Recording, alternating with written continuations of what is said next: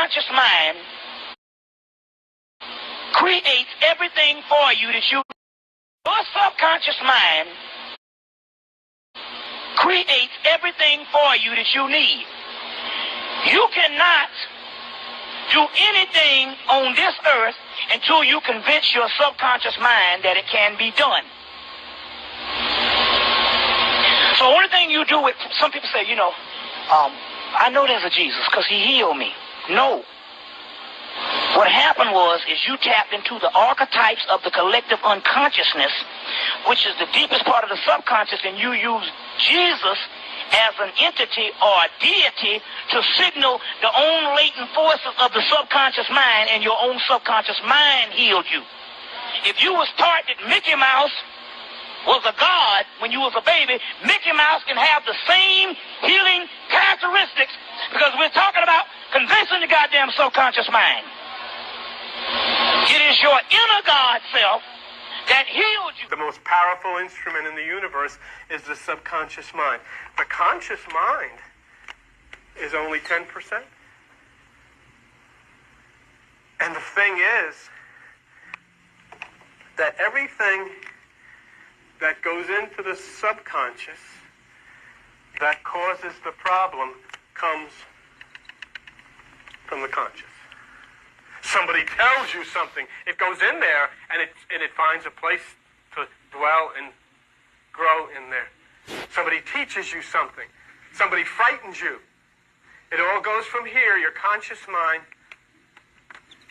and then it goes into the subconscious mind. And when it goes into the subconscious mind, you forget it. But your subconscious doesn't. So, a situation happens. See, this is only 10% of... This is the key of tithing. This is why God said it is so important that you tithe. I need you to give that 10%. I need you to turn that off. Because as long as you leave this active, all of the fear, all of the hate, all of the discouragement, all of the depression is going to come flying in here and root itself in the Garden of Eden. And the Garden of Eden is going to be filled with weeds and all ugly things growing in there. This here conscious mind has good things.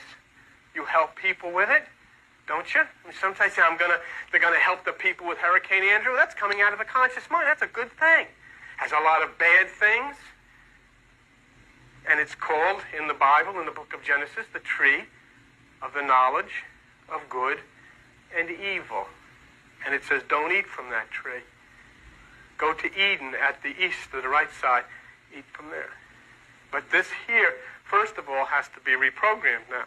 We'll get into that. See, because who's the servant here?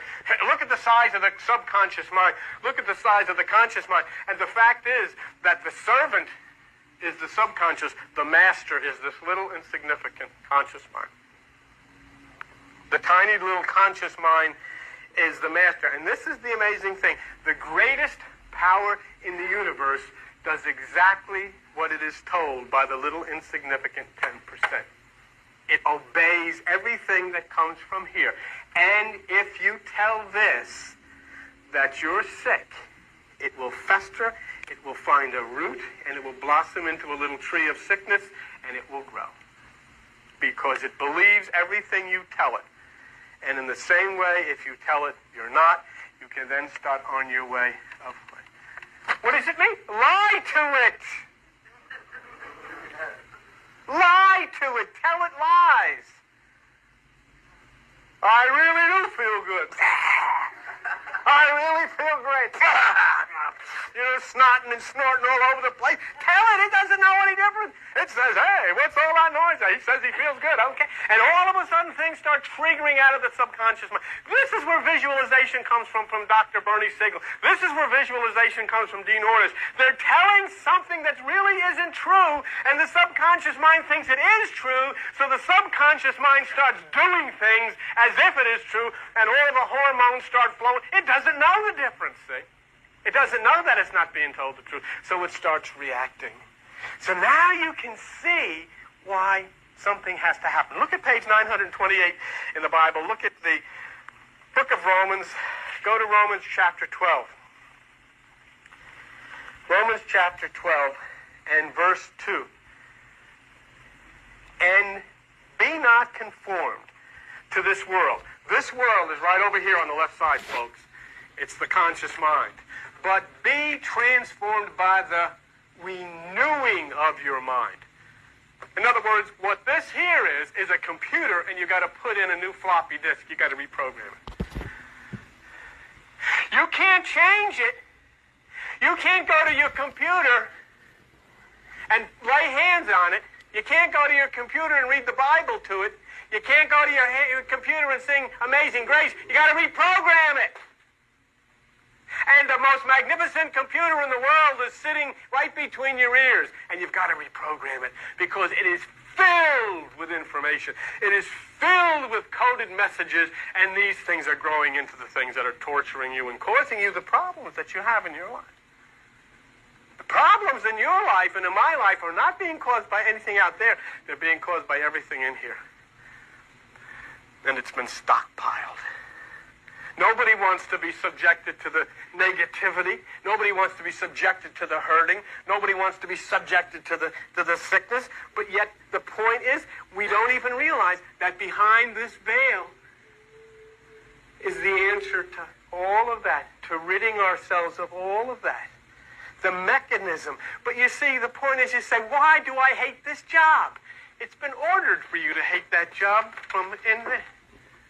It's not that you're told to hate it. It's programmed in there. Why doesn't anybody like me? Why don't I like anybody else? It's all programmed in there.